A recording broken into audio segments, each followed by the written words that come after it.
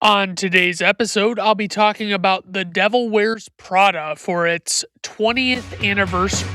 If you're looking for a man with no plans or programs, and he always leaves a chance to hold hands for romance. Are you looking for the Luke with an old man, a cold hands?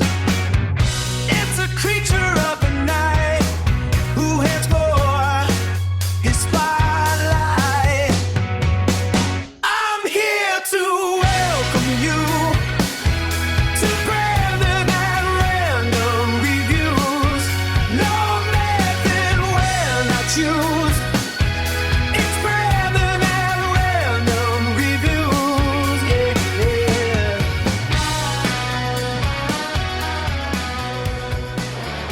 All right, everyone, welcome to Brandon at Random Reviews, covering one unsystematically chosen topic at a time. If you like listening to a guy recap and review movies in weekly episodes, then look no further. To keep up with the newest content, you can find Brandon at Random Reviews on most major video and audio platforms, as well as all popular social media sites. If you enjoy this, please like and subscribe, and maybe drop me a nice rating on your app of choice. It really helps me out a lot. Like I said, today's movie is The Devil Wears Prada, based on the novel of the same name by Laura Weisberger, released on June 30th, 2006, with a runtime of 109 minutes. This movie is rated PG-13 for brief portrayals of humanity within the fashion industry by the Motion Picture Association of America. Budget $35 million. Directed by David Frankel, who also directed Marley and Me, which is a dog-centric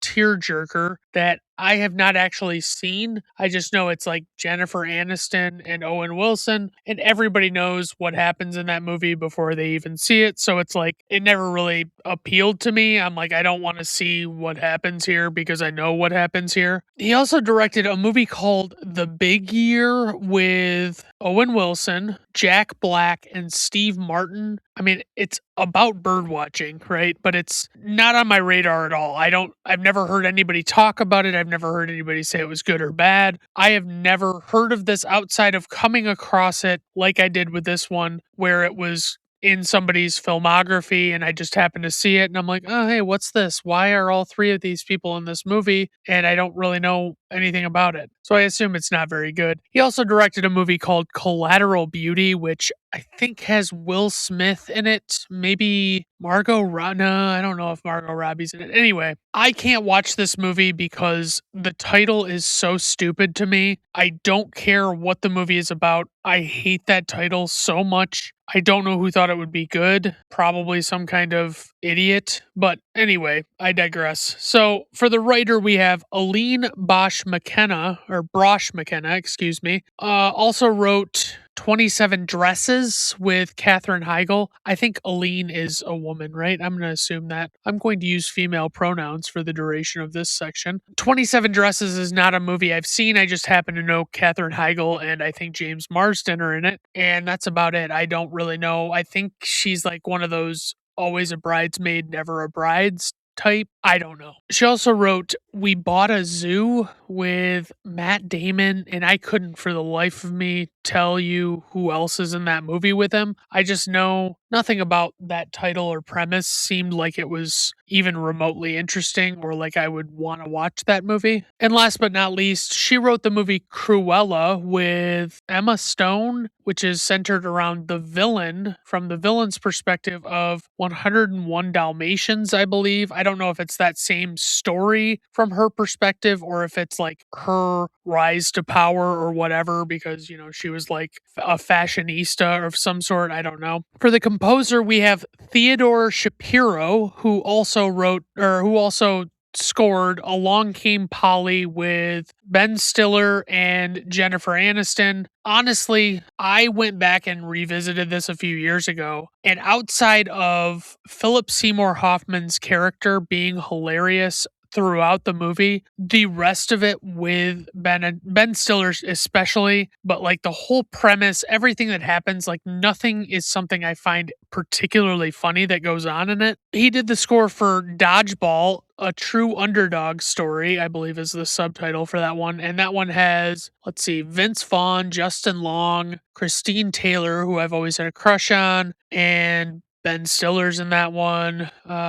Rip Torn, a bunch of guys are in that. A bunch of actors and actresses that I like and enjoy are in that movie, and I actually really find it funny. When I heard it was coming out, I remember thinking this seems like a really stupid premise for a movie, but it's actually pretty hilarious. And he also did the score for Idiocracy, which is a great Mike Judge movie that apparently got buried. Like the studio like refused to promote it or something. I don't know what the whole backstory was. I can't remember, but I remember reading about it being like drastically undermarketed on purpose because like they didn't want it to see the light of day for some reason. For the cast, we have Anne Hathaway, who I have noted here is hot, and she plays Andy Sachs, Andrea Sachs. She was in The Princess Diaries, which, if you've never seen that, I haven't either, but I'm to gather that it's about this like awkward girl who's supposed to be ugly that no one notices. And then she finds out through her estranged grandmother, played by Julie Andrews, that she is the princess of a small country in Europe. Don't really know for sure that that's exactly what it's about, but that's what I'm pretty sure it's about. It seems like the kind of movie that I know exactly what it's going to be like, so I don't really want to watch it that bad. But it was the role that like was Anne Hathaway's breakout role, in my opinion. Like it's what really put her on the map. She was also in Les Miserables, which I've never seen any version of ever, but it was like the film version. It was a very famous play before that, but it's not a movie that really appeals to me. I'm together. It's like a full-on musical, not just like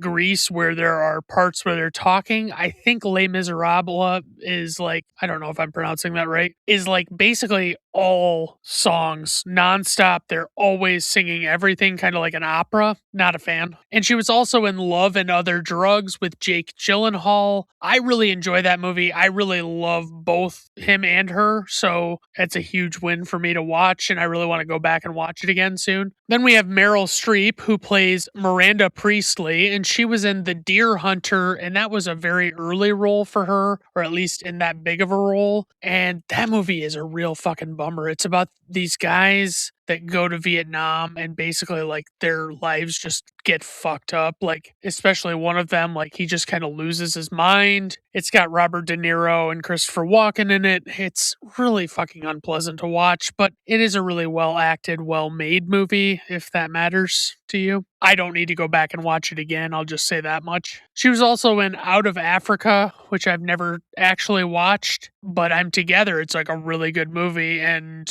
it was from like the mid 80s, I want to say. I couldn't even tell you who else was in that with her because I've never sought it out. Even though I've actually had it recommended to me, I don't think it'd be that enjoyable, but maybe I'm wrong. And she was also in Mamma Mia, which is another one of those former Broadway play type things that was made into a musical. And I haven't watched this one either. Like it's just not my cup of tea. I mean, I remember that was the first time, I don't know if it was the first time I saw Amanda Seyfried, but I remember seeing her on the poster for that movie. And I thought, wow, this girl is like the most beautiful girl I've ever seen in my life. And since then, I've seen other girls and been like, you know what? Maybe I don't know if that's true, but she's still very beautiful. I don't know, man. I still think she is very attractive. And I saw her sing like I think it was a Joni Mitchell song on Fallon or something. And she was like playing whatever instrument it was. And it was really fucking good. And it made her that much more attractive. Adrian Grenier plays Nate Cooper. And I've literally never seen this guy in anything else. He had a handful of credits of like movies that I might have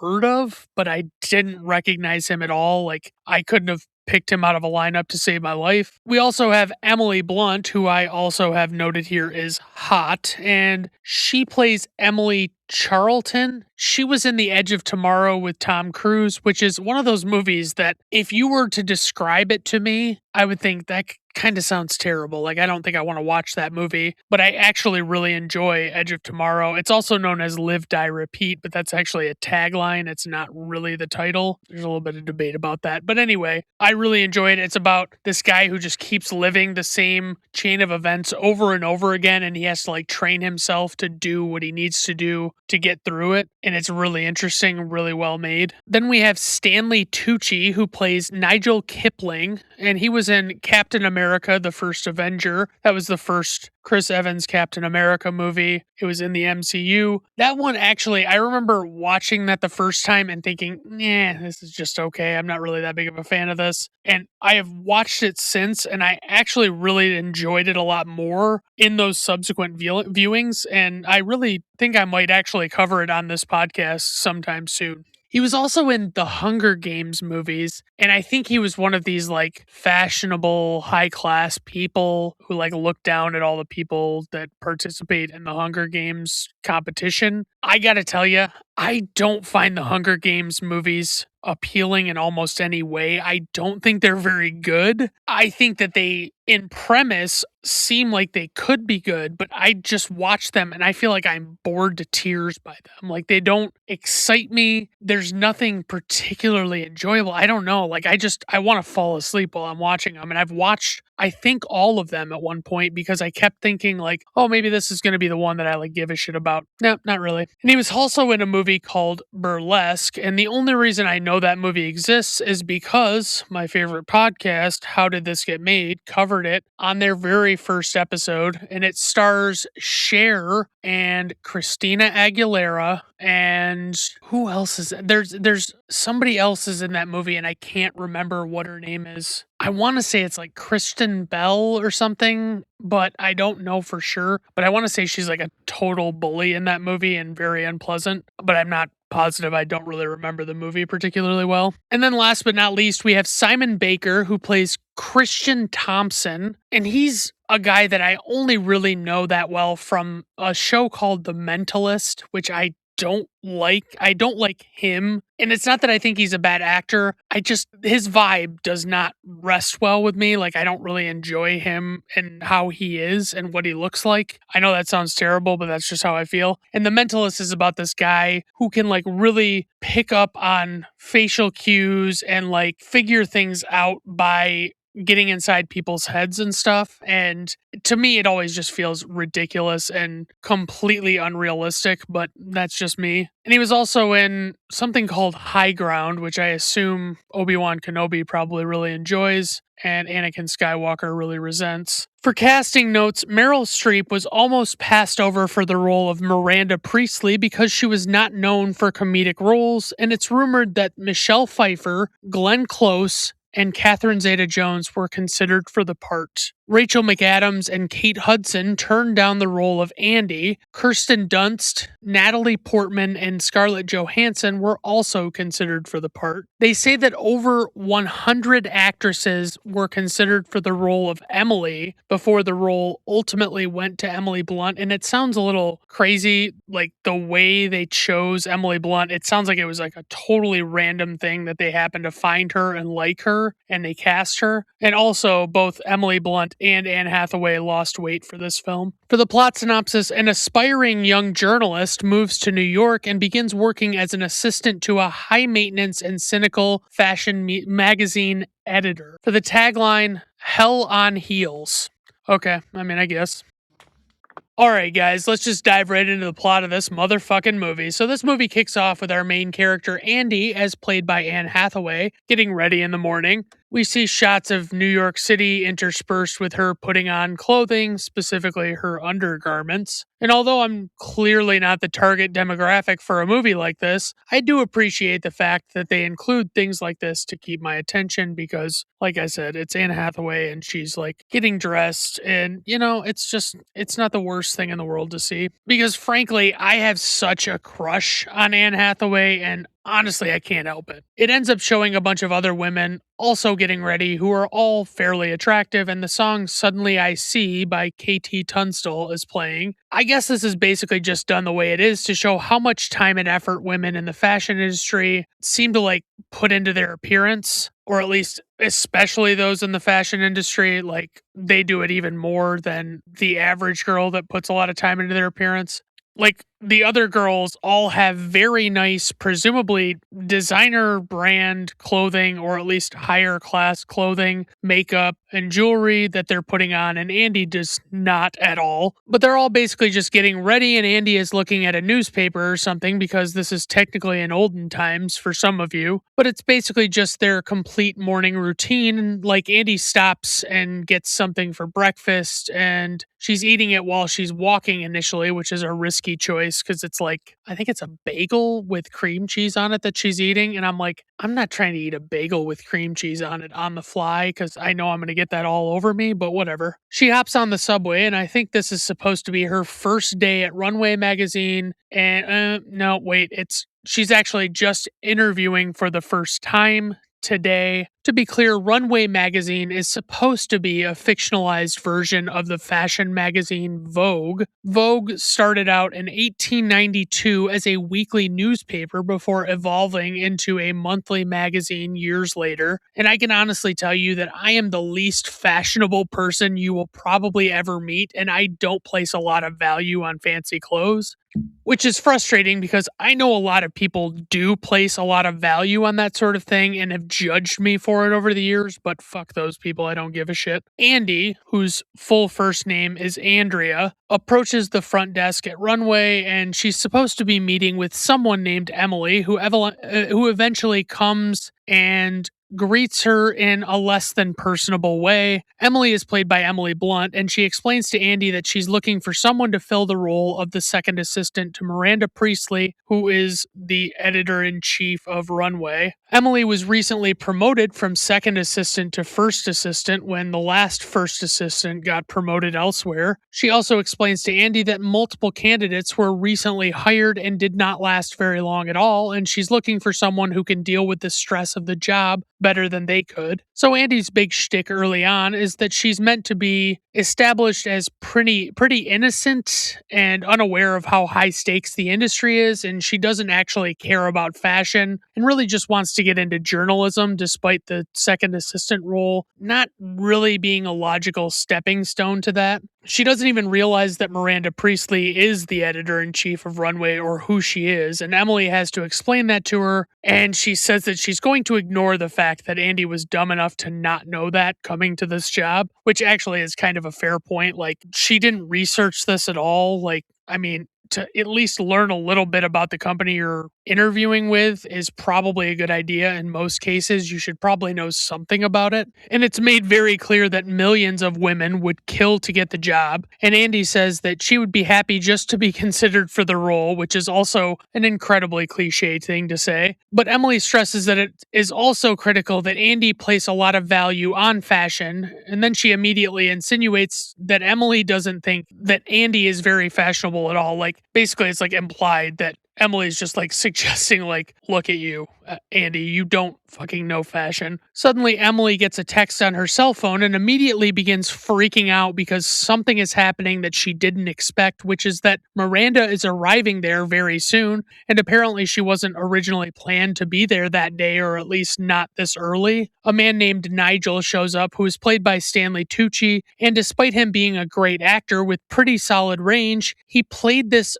effeminate gay guy in this movie so well that he has since played similar characters in other movies that are just like them. Like, I mentioned that he was in Burlesque, and he literally just plays the exact same character all over again in that movie because people liked him so much in this. He establishes that Miranda was not expected until 9, and apparently it's much earlier than that. And I find the entire prospect of this Miranda character being such a source of stress for everyone to be ridiculous, even though it's apparently based on a real person named Anna Wintour. her. She served as the editor-in-chief of Vogue from 1988 to 2025, and I'll just tell you, it's not within my personality to tolerate this kind of behavior or this kind of atmosphere where you have to walk on eggshells around somebody and be so careful what you say. Like, it makes for a very tense and interesting dynamic in a movie to add excitement, but I would either quit or tell Miranda Priestley off immediately and get fired for it because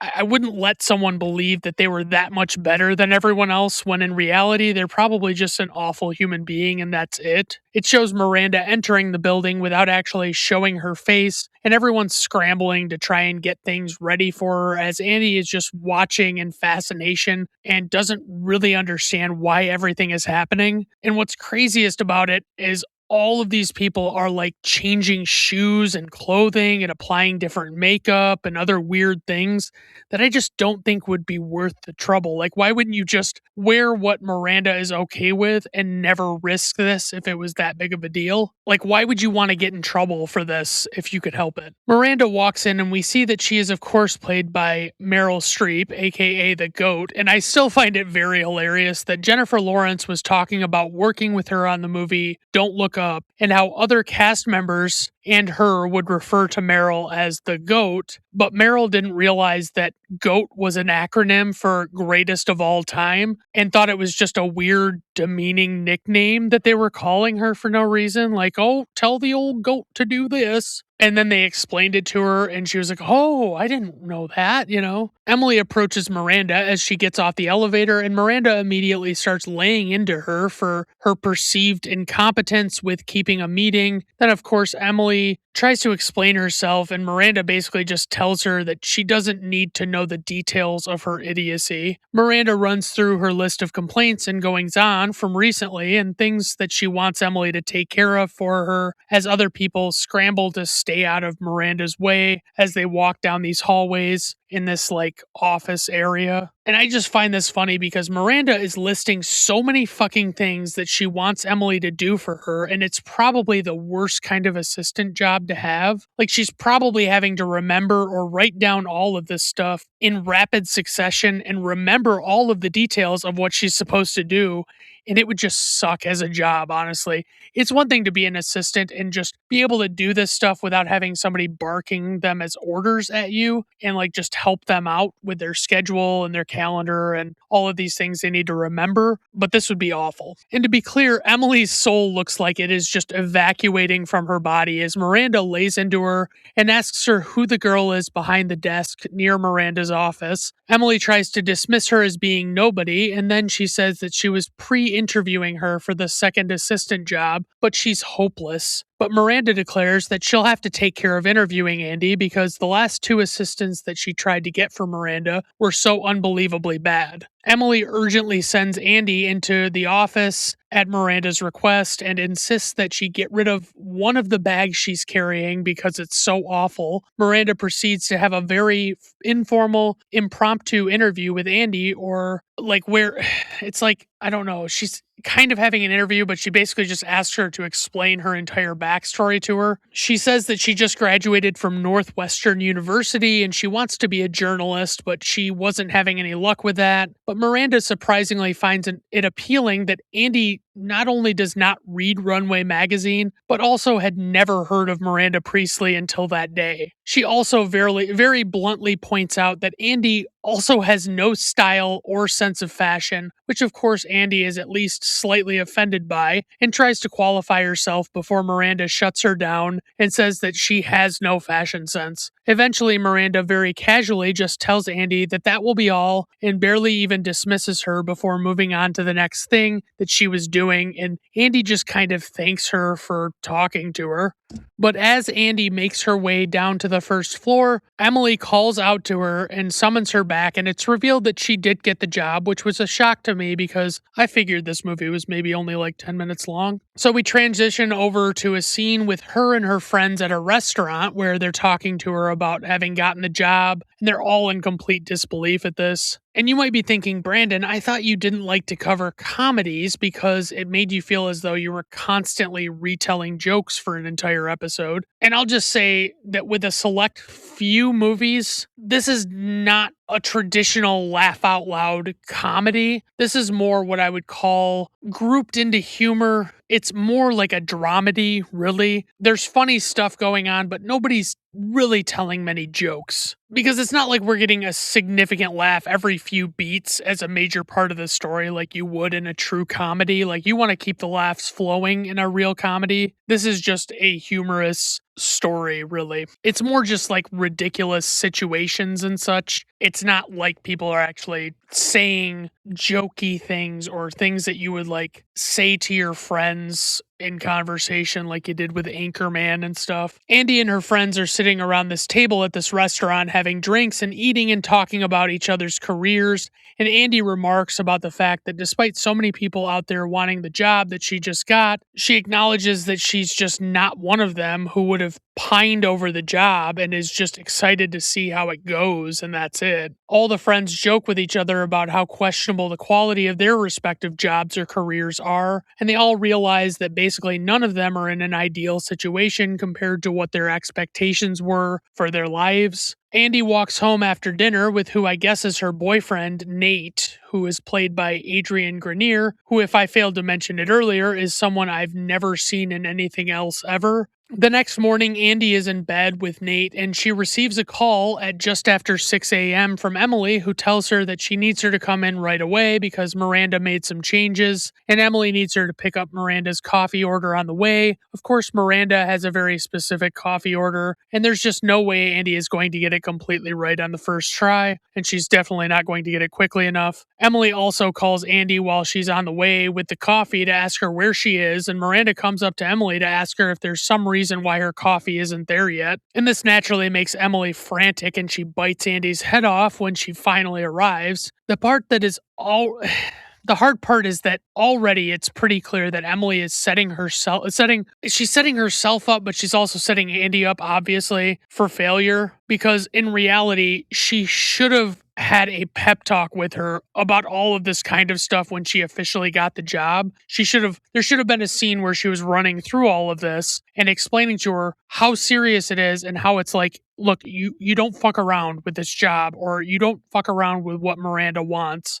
Obviously, this job is not a typical run-of-the-mill office job, and these bizarre, sudden early starts and the crazy expectations should have been articulated better than they probably were, but none of these people seem like they would ever take any accountability for anything like that. Emily begins drilling the importance of Andy being right there to answer the phones at her desk, saying that no calls should ever go to voicemail because Miranda hates it. She explains how if Emily has to be away, Andy should always be right there, chained to the desk, as she says, ready to answer and never leave for any reason whatsoever, including going to the bathroom. She tells some horror story about how some girl failed to answer a major call because she sliced her finger open with a letter opener, and now she works at TV Guide. And honestly, I couldn't even tell you what the current status of TV Guide is, but of course, I'm going to give you a little background on it because I know some of you people probably don't even know what it is, at least not very well. TV Guide was a magazine originally published for the first time in June of 1948, and I'm not going to get into everything, but the way I remember TV Guide is it was a magazine that was maybe about a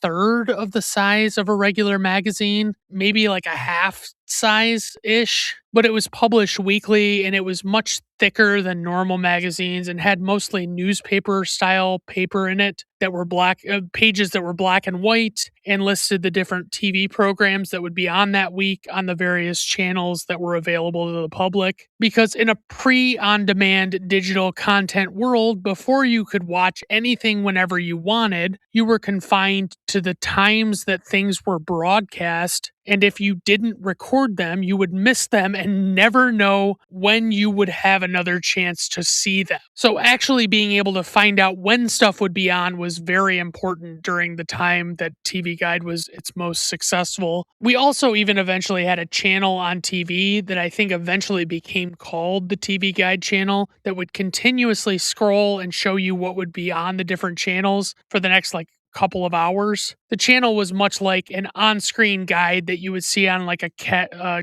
cable box or a satellite box when you were channel surfing. Like, you look through the little guide and you can see everything. And all it was doing was just automatically scrolling, and you had to like wait for the channel that you wanted to see to come back around again. I know most magazines probably aren't in particularly great shape, but I have to assume that Vogue is probably still doing better now than TV Guide is, because not only is TV Guide a magazine, but it's also a magazine based on something that's not really as much of a thing anymore. Anywho, Emily sits down and explains to Andy that the two of them are both assistants, but they are both in very different roles as assistants. She explains that Andy does grunt work like running around, getting coffee, other gopher type work like, go for this, go for that. But she points out that she has a much more integral role, and she sets up Miranda's schedule and also gets to go with her to some fashion week in Paris in the fall. Emily then explains that there is something called the book that the second assistant is responsible for, which is basically a giant binder that serves as a working draft of the next issue of the magazine. The second assistant is supposed to deliver it to Miranda's home every night, and then she returns it in the morning with her notes. But Emily explains that until Miranda knows Andy better, Emily explains, I think I said Emily, I want to make sure. Emily explains that until Miranda knows Andy better, Emily will have to continue taking care of this because she has to make sure that Andy is not a total psychopath, which is totally reasonable. As Emily finishes this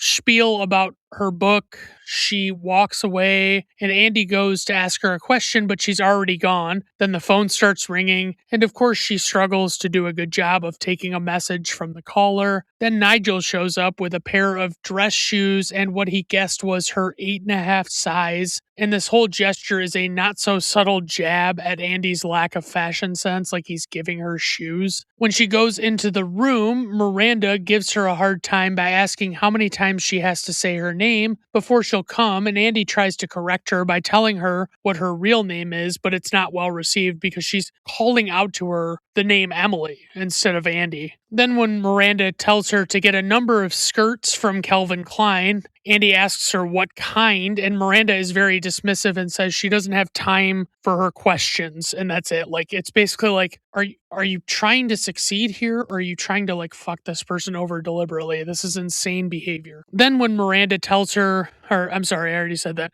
So she also tells her to get someone on the phone to confirm plans with them, and continues referring to her as Emily, and then gives one last judging up and down glance at her choice of clothes before sending her away. Emily returns as Andy is in a panic and she takes care of like one of the couple of requests that Miranda had, and it almost seems like Emily shouldn't have walked away so quickly from somebody who had legitimately no idea what was going on, and then decided to be a total ass face to her about it, like when she fucked up everything up, But I guess this is just a real sink or swim type of role that Andy's in, and I also think it's safe to say that perhaps Emily isn't particularly great at what she does either. We repeatedly get these moments where Andy is trying to keep track of everything she's being asked to do, even though it's very hard when you're in the middle of something to stop and remember everything you're being asked to do. And there's never time for her to write it down. And I've got to say that that's my favorite thing about text messaging is it kind of eliminated this whole forced memorizing of things on the fly if you didn't have a sheet of paper to write something down on. We get a sequence where time after time Miranda comes by as she enters her office and throws her bag and coat on Andy's desk very aggressively. Emily is pissed at Andy again because she took so long with the coffee order again, and Emily had been holding her pee the whole time while she was gone. There's even a moment where a woman named Serena, who's played by Gisele Bündchen, the fashion icon who was once married to NFL legend Tom Brady, comes for an appointment.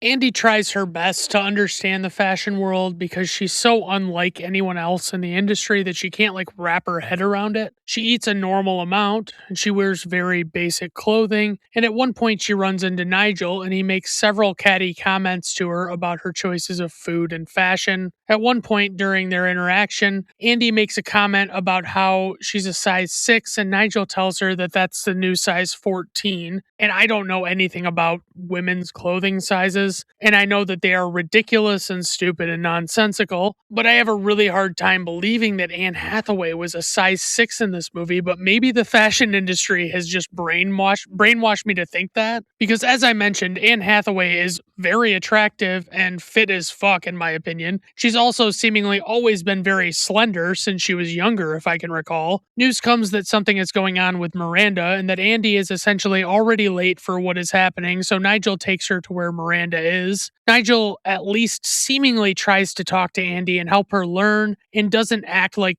he's constantly trying to make her fail, which is what it does seem like Emily is constantly doing. They find Miranda and the woman that she's with, and they're trying on dresses, and Nigel tells her to watch and listen as they're doing things. Nigel also seems to have a slightly better bond with Miranda than other people, and she seems to respect his opinion a lot more as she shows him a dress that she kind of likes, and he shares his honest opinion, or at least what we are to believe is his honest opinion. One of the girls shows Miranda two nearly identical teal belts and says that it's tough to decide which one would be better suited for the outfit because they're so different. And Andy just lets out this involuntary little chuckle, which of course invokes the wrath of Miranda, who doesn't see what the humor is in this situation.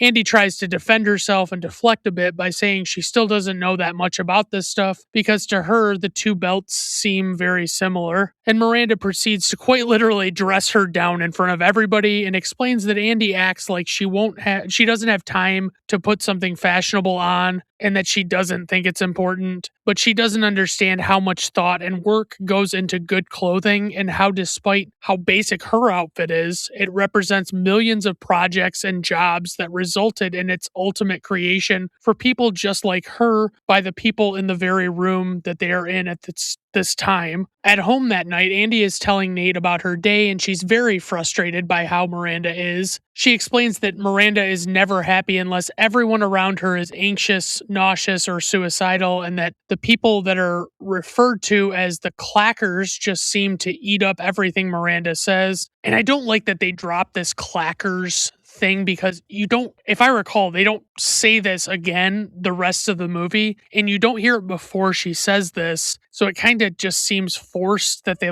add this, oh, these people wear heels and they clack around, and that's why. Nate kind of casually laughs at Andy's story and thinks that she's blowing everything completely out of proportion. Then after he finishes making her a grilled cheese, she says she's not even hungry anymore and that that's what the fashion industry has done to her, is make her not want to eat. So Nate eats it for her because you should never let a grilled cheese sit around after you make it. We get what is basically another rapid supercut of Andy having more similar days with Miranda, where Miranda is coming through and throwing her coat and bag on Andy's desk as she walks in. Andy's struggling to keep up with everything, but she's starting to pick up on the urgency of situations a little bit more, and it actually does seem as though she's starting to get better at what she's doing and is acclimating her personality more to try and do better at the job. But she is also, of course, still learning and struggling and getting frustrated with various things that keep coming up. The repeated moments where Miranda is throwing her stuff on Andy's desk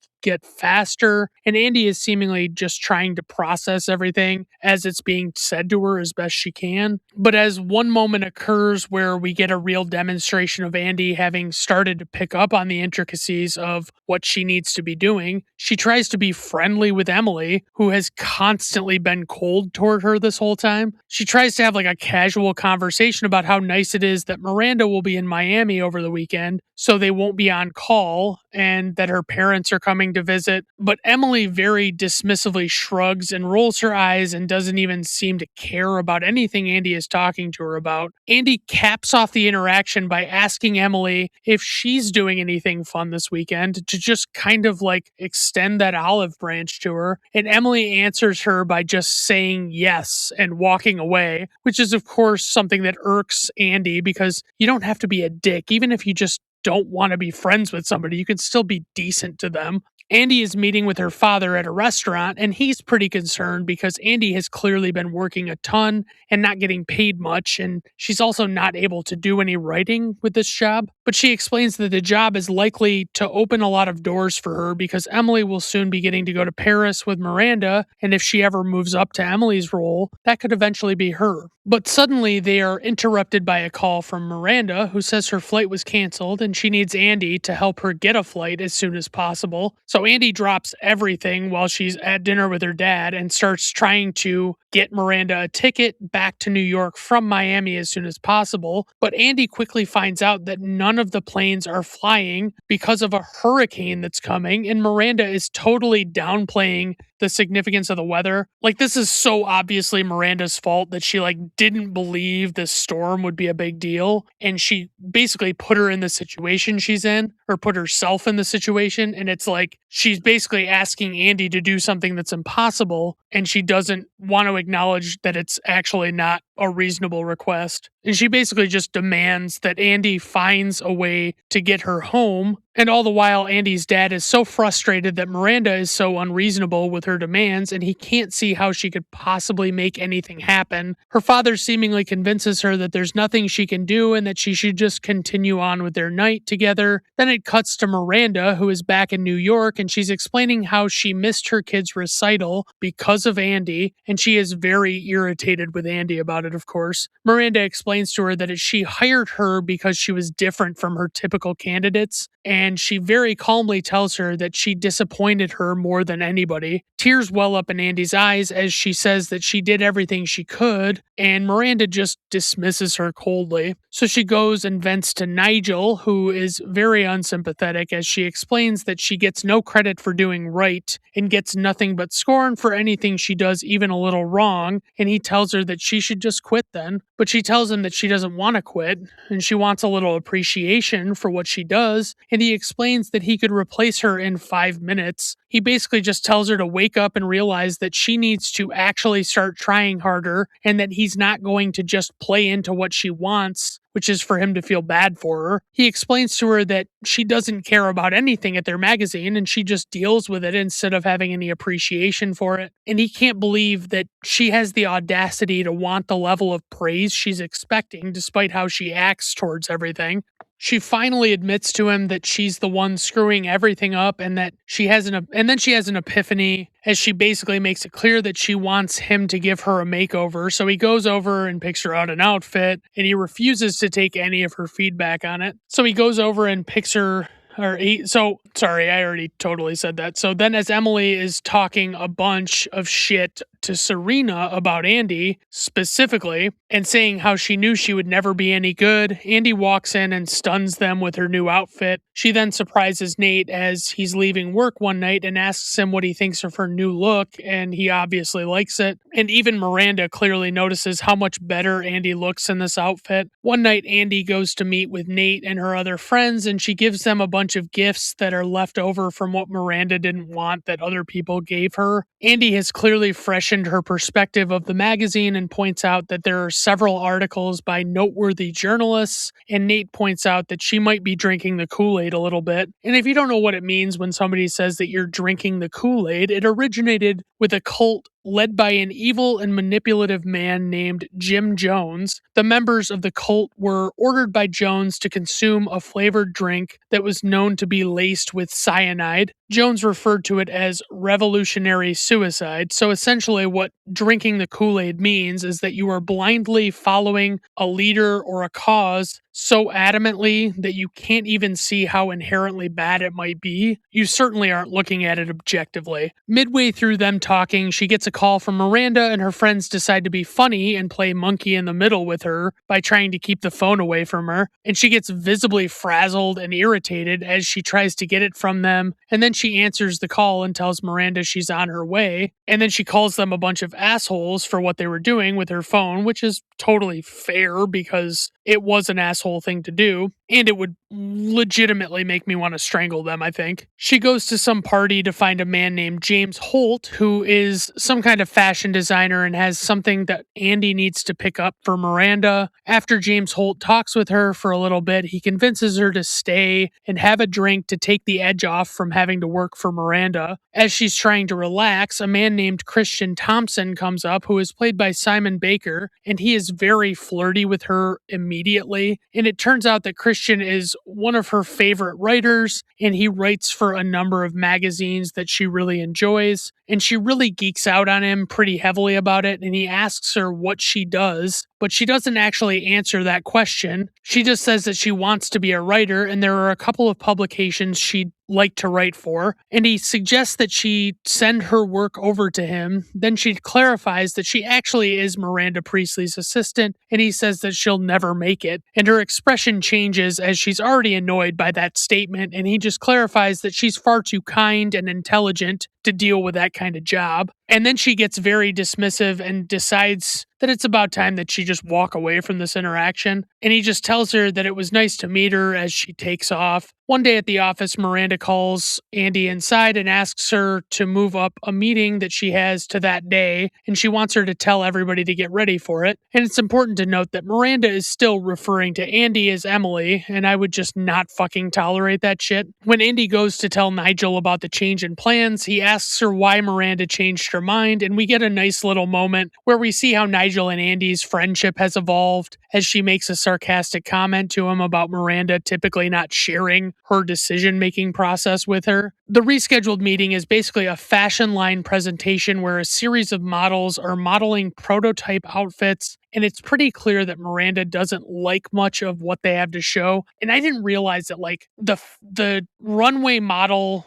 outfits that they wear that are so eccentric and elaborate are actually like, I mean, it should make sense and it should have clicked before, but like apparently they don't actually, they just want to show off what the designers can come up with. They're not actual outfits that they expect to have people wearing anywhere because that's just not realistic. Andy expresses to Nigel that she can't believe the designer is going to change his whole line because Miranda didn't like the clothes. And Nigel points out that Andy still doesn't get it because Miranda's opinion is the only one that matters. And as Miranda gets in her car in front of them, Andy approaches her and is already ahead of her on a couple of her requests, and Miranda gives her a look of mild satisfaction at how she's improved. And she tells Andy that she is now taking over dropping off the book at her apartment and that she should get the key from Emily. And this is obviously a huge thing because this means that Miranda now trusts Andy enough to have her come to her home. Of course, Andy gets the key from Emily, and she's pointing out how good of a thing it must be if Miranda doesn't think she's a total psychopath. And she's also starting to call her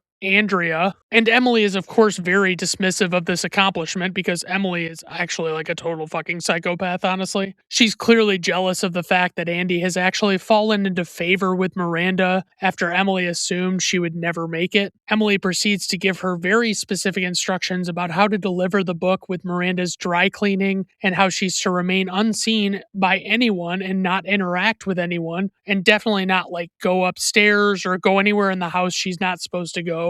As we see Andy enter Miranda's townhouse, she has trouble remembering all of the instructions, and Miranda's daughters seemingly try to help her initially, but they also seem very mischievous as they help her with the first task, but then it seems as though they're playing a prank on her when they won't tell her where to put the book, and they tell her that she can bring it up to them, and then Emily does that, and they say that Emily does that all the time, even though Emily said not to do that ever. And I mean, honestly, these two girls kind of look like scarier versions of those two girls from The Shining. So honestly, why are you trusting them at all, Andy? Are you dumb? Suddenly, Andy accidentally stumbles upon Miranda arguing with her husband, and she gives Andy the coldest, most angry look you'll ever see. The next day, as soon as Emily sees Andy, she pulls her into a side room, and Andy begins trying to explain herself, but she basically didn't follow any of the instructions about not talking to anyone and not going anywhere in the house she wasn't supposed to. Emily is particularly pissed off at Andy for failing so hard at delivering the book because it might jeopardize Emily being able to go to Paris with Miranda now, and Andy can't honestly believe that there is already talk of her getting fired, and Emily just explains that Miranda is is really not happy. Miranda calls Emily into her office and she attempts to apologize for the night before, but Miranda cuts her off and tells her that she wants the new Harry Potter book for her daughters. But Andy soon realizes that Miranda is not talking about the most recently published book. She actually means the next book in the series that has not yet come out. And she wants her to somehow track down the unpublished manuscript and also get her a steak within 15 minutes. And it's clearly an impossible task that she doesn't think Andy can complete, and it's some sort of test. Andy frantically calls publishers to see if they can get the manuscript for her because she's Miranda Priestley's assistant, but she sees a bus advertisement that gives her an idea to call Christian Thompson to see if he might be able to get it for her with his connections. Like, he's the guy that was really flirty with her at the party. But of course, he tells her that it's impossible and that she'll just have to figure out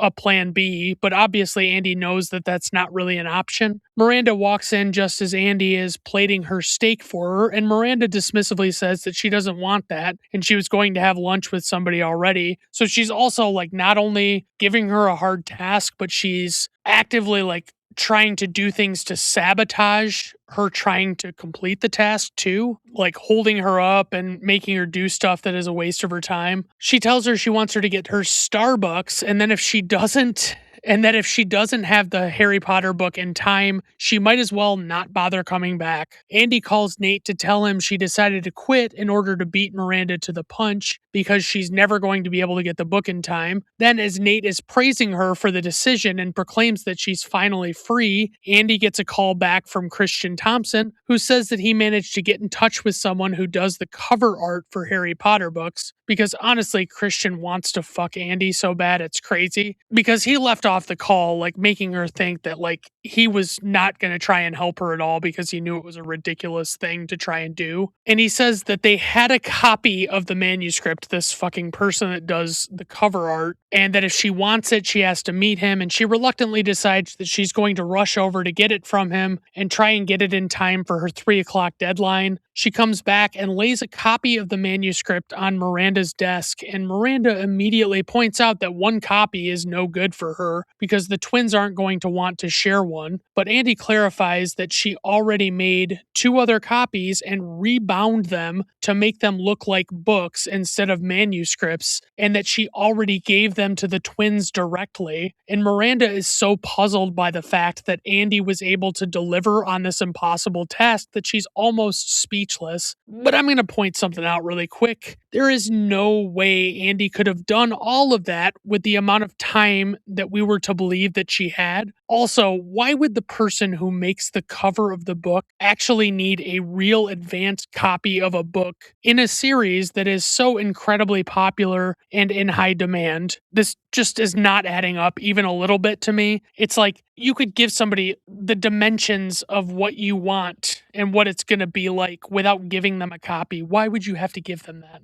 So that night when Andy comes home, he is ready to celebrate Andy having quit her job, but he quickly realizes that she actually didn't, and she's even doing a science project for Miranda's twins. And I can honestly let it go that Miranda is so unreasonable with work tasks as just like a dynamic, even though it's still terrible and I wouldn't put up with it. Like, I can accept that some people would accept it, but there is no reason Andy should ever be doing a science project for her kids ever. Andy explains to him that she didn't see the point in throwing away all the hard work that she's done so far. She tries to explain to Nate that she's still the same girl, but she just has better clothes. And Nate says that he liked her old clothes better. But then she flirtily tries to win him back over by showing her bra to him. And honestly, I'm shocked that it took that much convincing, because this is honestly like peak Hathaway, which is an era that spanned from roughly 2005 to the present. It cuts to Andy in the park with Nigel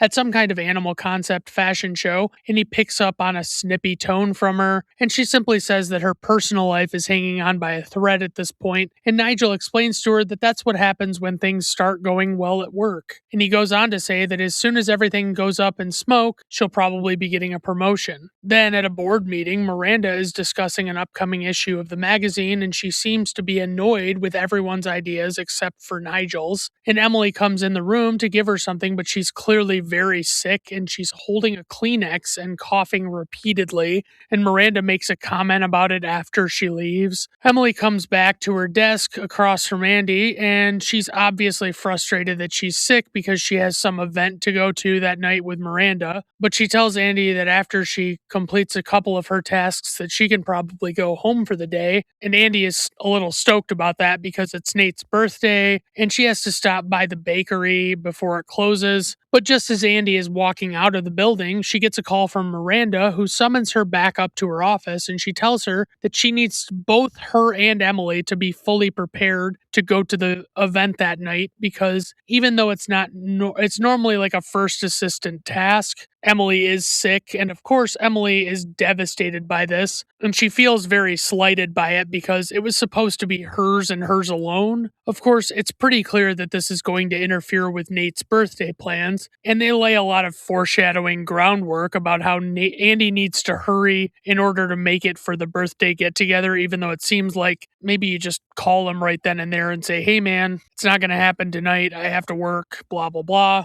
And I know I like to share fun little tidbits during these episodes about this and that, but if you are an adult male expecting any kind of party or major celebration for your birthday after your 21st, you are in for a rude fucking awakening, because no one cares, and they also care even less every year. And I don't even mean like the big 3-0, like the major turning point ages don't even nobody gives a shit, dude. You might get razzed about it a little more at work or something or at home, but realistically nobody cares. Of course, Andy looks wonderful when she arrives at the event, and Emily even comments on how nice she looks, and the two of them have a borderline personable interaction with each other, as Andy points out that Emily looks very thin. Once they get inside, Emily is feeding the necessary information about the people to Miranda as they come up to her so that Miranda doesn't look like an idiot when she greets them. Andy's obviously very stressed that she's late for her boyfriend's birthday party, but Emily just tells her to suck it up and deal with it. As one of the people comes up toward Miranda, Emily completely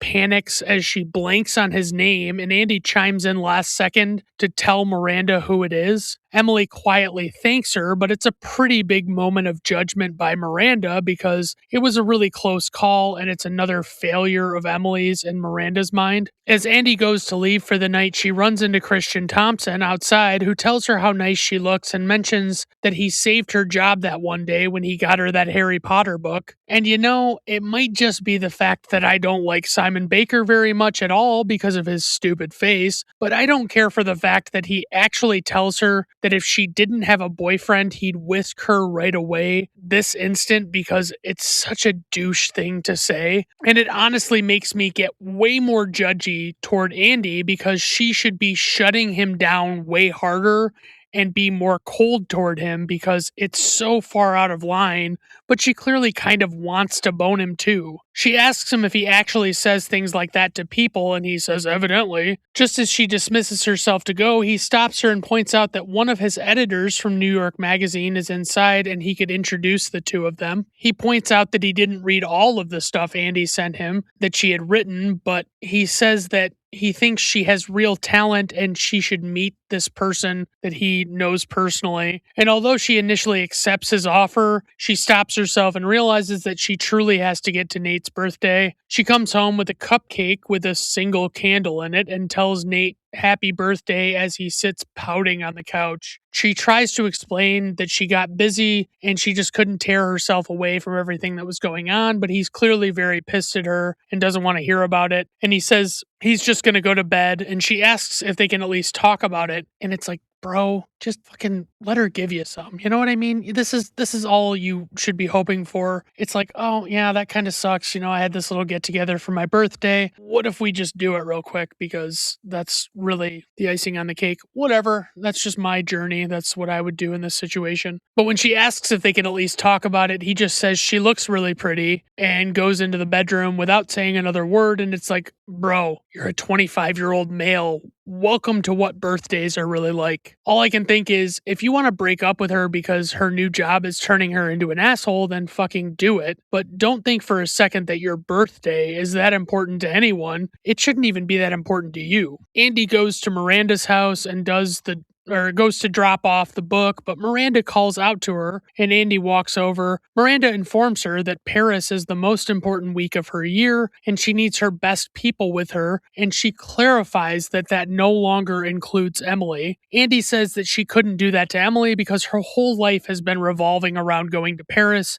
since she's known her, and it would kill her not to be able to go all of a sudden. But Miranda explains to her that if she doesn't go, she will take it to mean that Andy's not serious about her career at Runway or anywhere else. Andy leaves and she seemingly does some pretty serious soul searching as she's trying to figure out what she wants to do regarding going to Paris. It shows her staying up late one night and Nate asks her if she's coming to bed and she says just 5 minutes more, and it just shows the strain the job is really putting on her relationship even more now. The next day when Miranda arrives at the office, Andy is standing behind her desk and Miranda gives her a look and throws her coat and bag on Emily's desk, indicating that Emily has been demoted to the second assistant. Then Miranda surprises Andy by telling her not to forget to tell Emily, which Andy clearly wasn't expecting to have to be the one to do, but Miranda tells her to do it right away and get it the hell over with. When Andy calls Emily, who is already running late, Emily immediately apologizes for being late, but she forgot to get something for Miranda. Andy tries to explain to her that she has something to talk to her about, and of course Emily has no idea how serious that discussion will be, so she's just carrying on about everything like it's no big deal. But as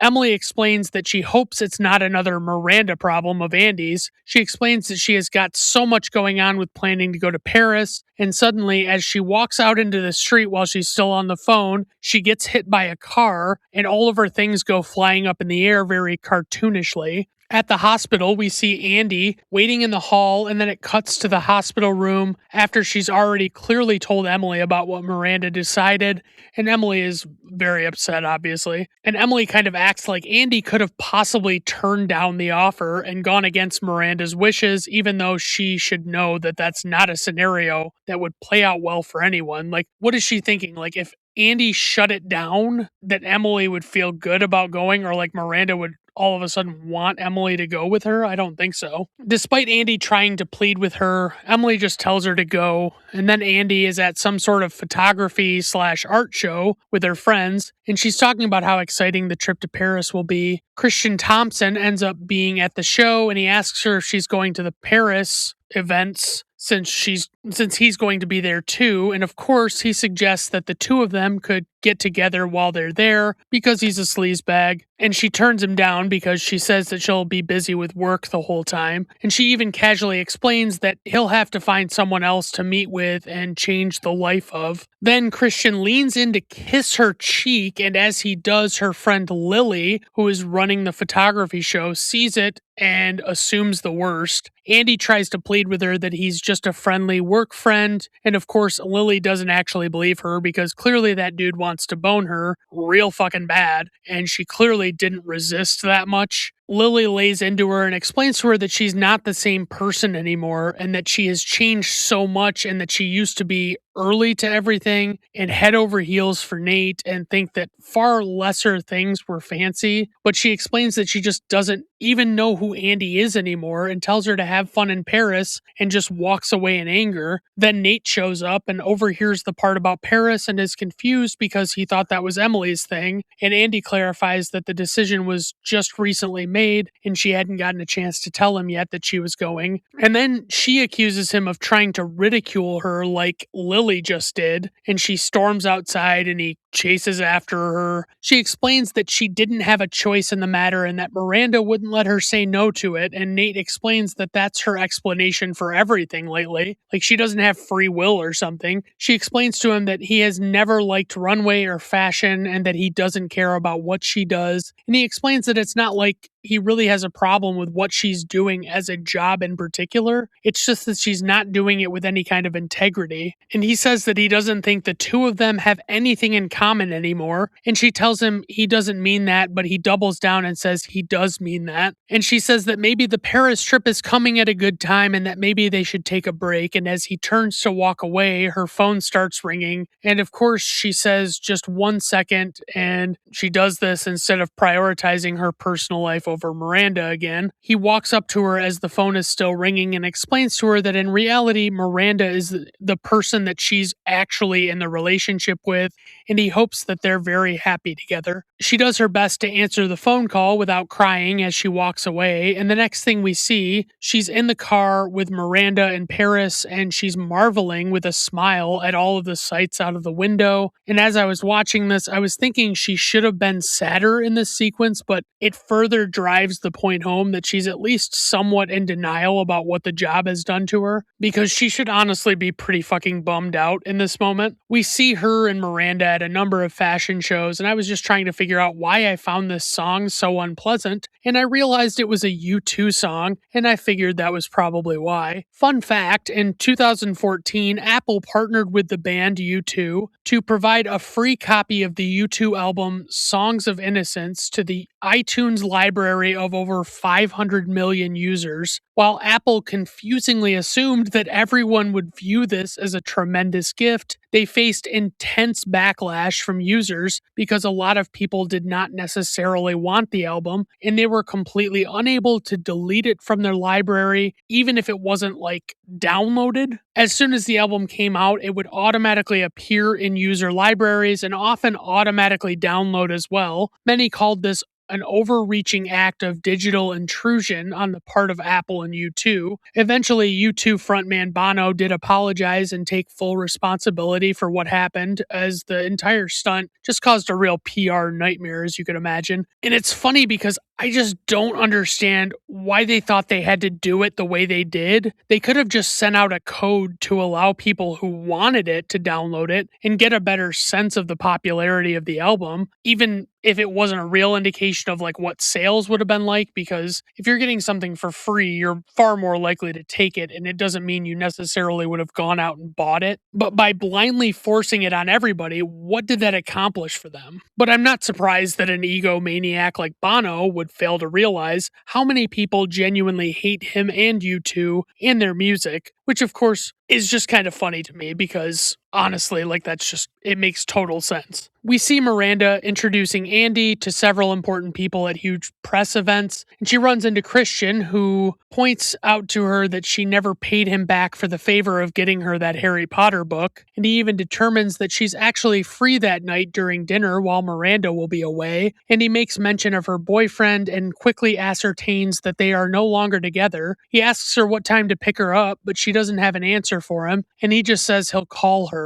And honestly, this guy is such a fucking knob. I just hate everything about him. Afterward, Andy arrives at what I guess is her hotel room, where she's surprised to see Miranda sitting without makeup and something is clearly wrong. But Miranda just says, "Oh, there you are," and tells her that they need to work on the seating chart for one of their events. And by the way, I should probably mention that Miranda does seem like she cried within the last hour. Miranda says that she wants Andy to move Snoop Dogg to her table, and Andy says that her table is full, but Miranda reveals that her husband Steven is not coming. Andy clarifies that this means she doesn't have to pick him up from the airport, and Miranda says that if Andy talks to him and he has decided to rethink the divorce, then maybe she will be able to pick him up, but otherwise no. Miranda tells Andy that when they get back to New York, that they need to try and talk to their people about minimizing the press about her impending divorce. And it's very clear that Miranda is very distraught in this moment, and she's showing an emotional side of herself that we have not yet seen in this movie. She's clearly afraid of yet another divorce being splashed across the newspapers and says that Rupert Murdoch should give her a cut of the money that she makes him for all the newspapers she sells when a story about her breaks. Andy tells Miranda that she's sorry about what has happened and that she can cancel her event plans or her evening plans that night if she wants her to, but Miranda is determined to just tough it out. Andy kindly asks her if there's anything else she can do, and Miranda just tells her she can do her job. Nigel shows up to get Miranda's itinerary from Andy sometime later, and he proposes that they make a toast, but Andy doesn't really know what they would be toasting, and Nigel reveals that James Holt, the guy whose party it was where Andy met Christian and did the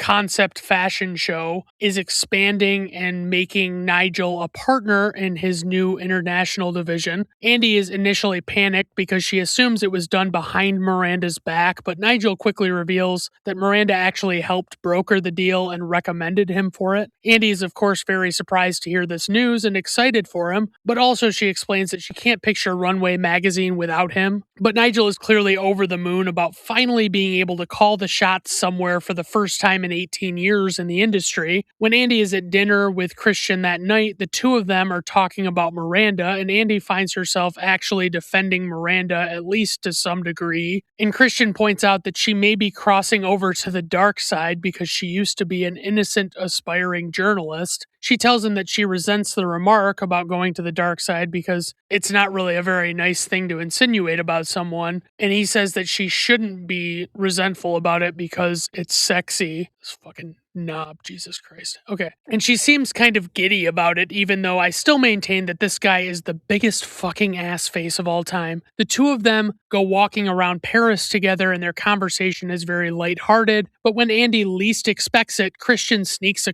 kiss. And although she initially resists because her and Nate just broke up, she doesn't actually stop herself and keeps going. She calmly wakes up the next morning, but almost immediately realizes that she's running late. But as she goes scrambling around what is presumably Christian's hotel getting ready, she stumbles upon some kind of Runway magazine cover mock-up, and she doesn't know why Christian would have it. Christian shows up and she asks him what the hell the deal is with that, and he reveals that it's a mock-up for when some new editor-in-chief named Jacqueline Foulet takes over Runway from Miranda. Andy can't honestly believe it, but Christian points out that she shouldn't be surprised because the person who is taking over is younger than Miranda and has a fresher take on things, and she'll take less pay. And he reveals that he's going to be put in charge of their editorials, but Andy of course knows that Runway is Miranda's entire life, and it'll destroy her if she loses her job there. But Christian clarifies that it's already a done deal, and they just have to tell Miranda after the party that day. And see, I don't remember at all what happened in this movie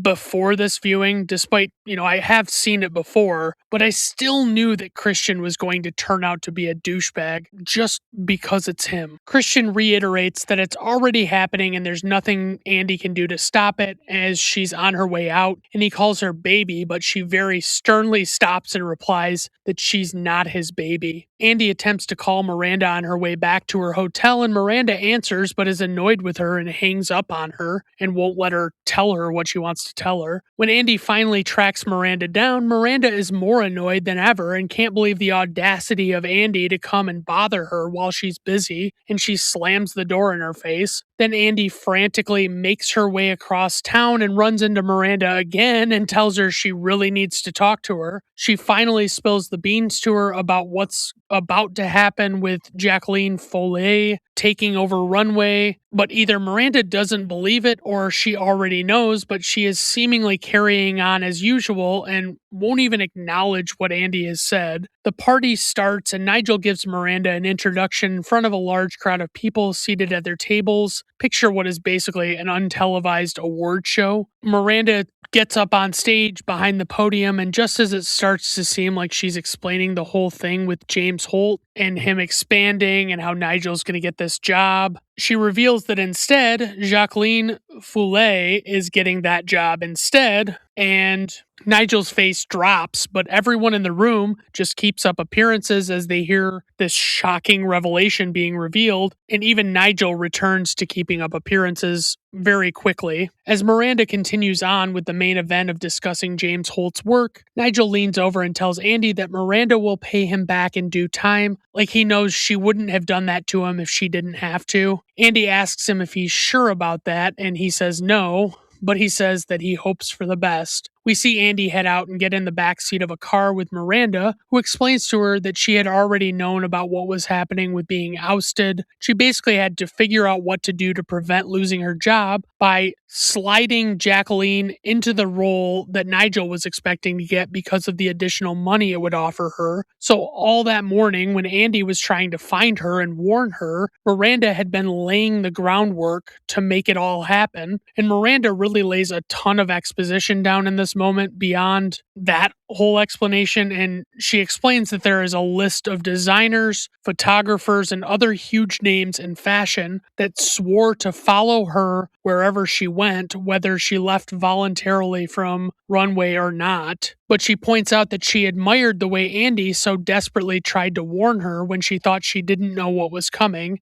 and she explains that she sees a lot of herself in Andy because she can see beyond the obvious things and knows what truly needs to be done. But Andy says that she doesn't think she's like that because she couldn't have done something like that to Nigel. But Miranda explains that she already did do that to Emily, and even as Andy tries to deny that she did anything like that, Miranda clarifies that she did, and she will have to do that a lot to get ahead in that industry. But Andy says that she doesn't think she wants to do that kind of thing, and she asks her what if she doesn't want to live the way Miranda lives. And Miranda says not to be ridiculous because everybody wants to be them. But as the car stops and Miranda gets out for an event and is greeted by a ton of photographers taking her picture, Andy stands back and doesn't go to her side of the car at all. Then she proceeds to just walk away across the street from the event, and her phone rings, and she looks down and sees that it's Miranda calling her, and she just tosses her cell phone into a fountain and walks away. Honestly, if I'm gonna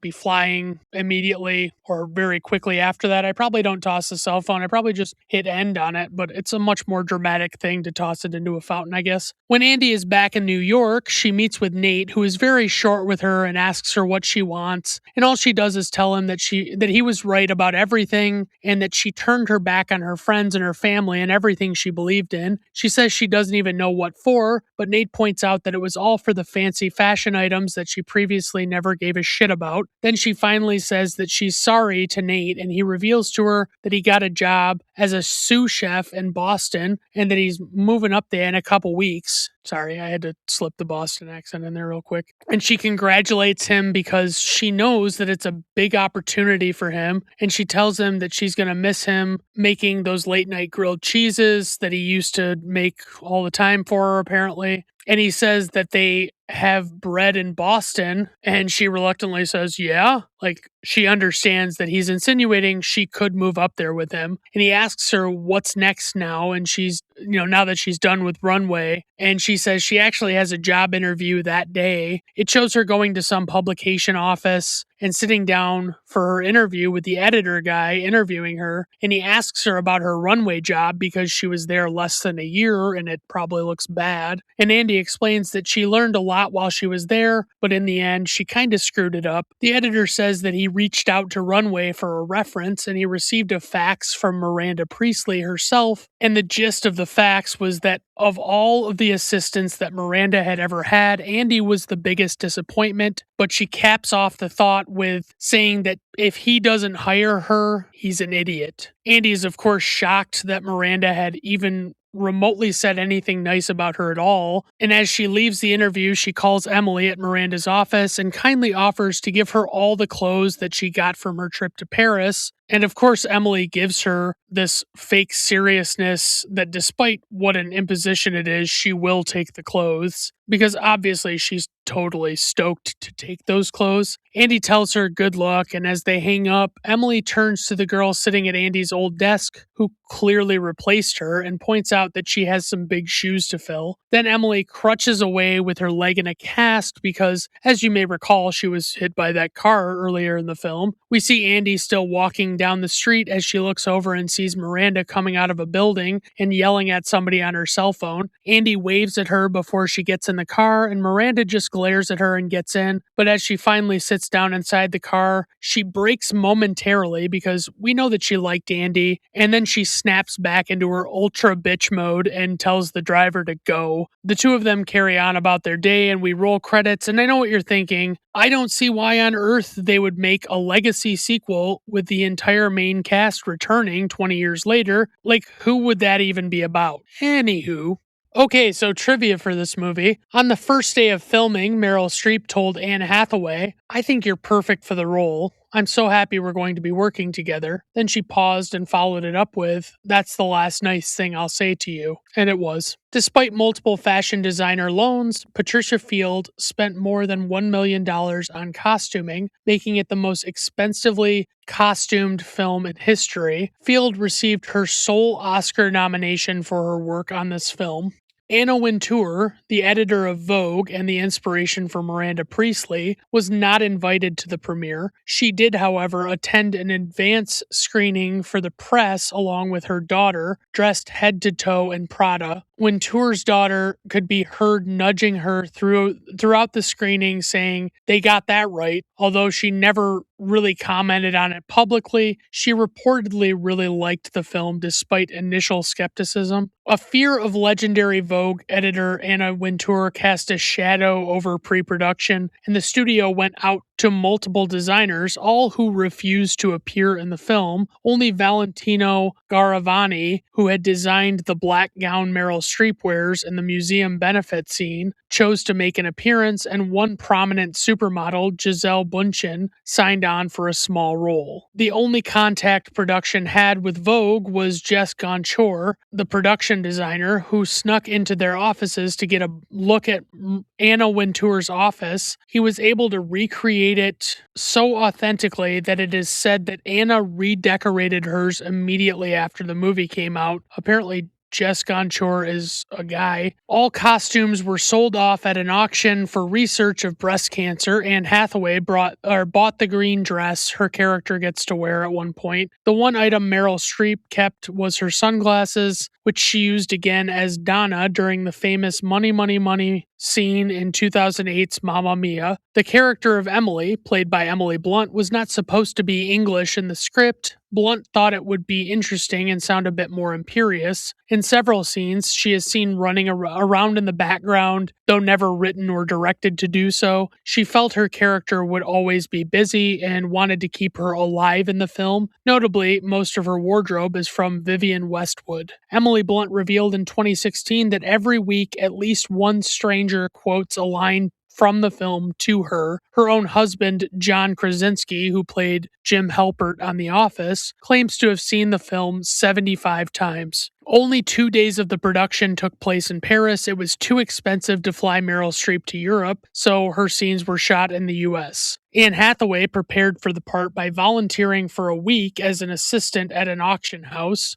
Okay, so for IMDb nuggets, like I say, these are the stupid things I find in IMDb trivia that have no business being there. At around 51 minutes, Christian is talking on the phone, standing at the northeast corner of East 30th Street and 5th Avenue, New York City. Yes, that scene, like much of the film, is set in New York City, IMDb user. That is not interesting. Andy's boyfriend, Nate, is wearing a University of Alabama Crimson Tide shirt during the dinner scene with friends, which I guess means Andy and Nate might actually be siblings? I don't know. Yeah, sorry, that's the easiest joke in the world to make about Alabama, so I'm just going to make it. All right, on to info and ratings. Opening weekend, 27.5 million. Worldwide gross, 326.6 million. IMDb rating, 7.0. Letterboxd rating, 3.8. Rotten Tomato critics score, 75%. Rotten Tomato audience score, 76%. Personal rating, 4.5 out of 5 stars. Praise for this movie. I really think that all of the performances in this movie are fucking stellar. And I think this might be the first movie I've ever covered with Meryl Streep, and she's honestly the best. Like, it hasn't been a conscious choice. It's just she's not in movies that I really enjoy typically, but I really do appreciate her as an actress. I appreciate the sense of humor of the film because, like I said, it's not one joke after another, but rather more relatable and situational type humor. Criticism: Simon Baker's punchable face was too perfect in the Christian Thompson role. Like, he was an awesome choice to be the guy that you should hate. All right, everyone. Thank you for stopping by. I do appreciate it. Have a good rest of your day.